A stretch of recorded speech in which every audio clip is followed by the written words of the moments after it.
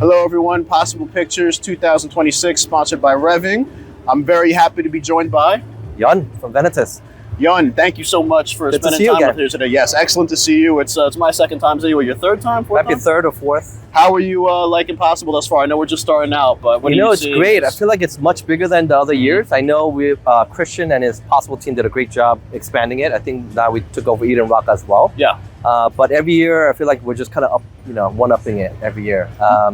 There's a lot of great people here, a lot of decision makers, and every year, we try to have this conversation with these decision makers around like what challenges are you facing and trying to solve that. I think it's a great space to kind of talk about that and trying to push the industry forward. Yeah, there's a lot of worse backdrops in Miami as well, right? It seems that the buzz is really kind of growing every year. I mean, I'm coming into my third year here, my second time at Possible, and I'm definitely seeing kind of that continued trajectory upwards of, a premier event in the space. And being outside and sun, having the sun here. Yeah, even when it's cloudy, it's sunny here in Miami. It's the best. So yeah, tell me a bit about I know you just joined Venatus. Congratulations again on joining the team there. For you guys, I mean, where do you kind of see yourselves kind of filling any holes or solving any challenges in the space you sit in?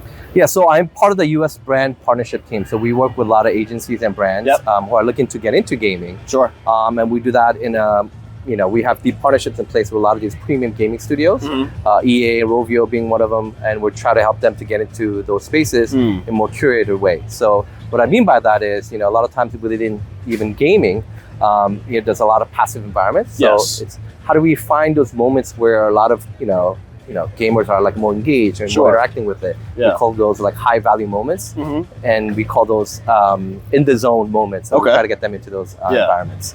Is that like product placement standpoint? I grew up on EA Sports. So you guys putting ads in the game? Is it more of a measurement concept? Is it both? What's kind of the It's both. So it's more about like curating, right? So it's like, you could technically buy a lot of these gaming environments programmatically. Sure. But then a lot of times what happens is you don't know where, there's missing context. So we try to work with the advertisers to figure out like what type of gaming environments we want to be in. And we try to find those highly intent, high value moments where people are really leaned in and playing with it. So like one of the stats that we see a lot is like a lot of Gen Z gamers, I think 90% Gen Zers are playing it. Yeah.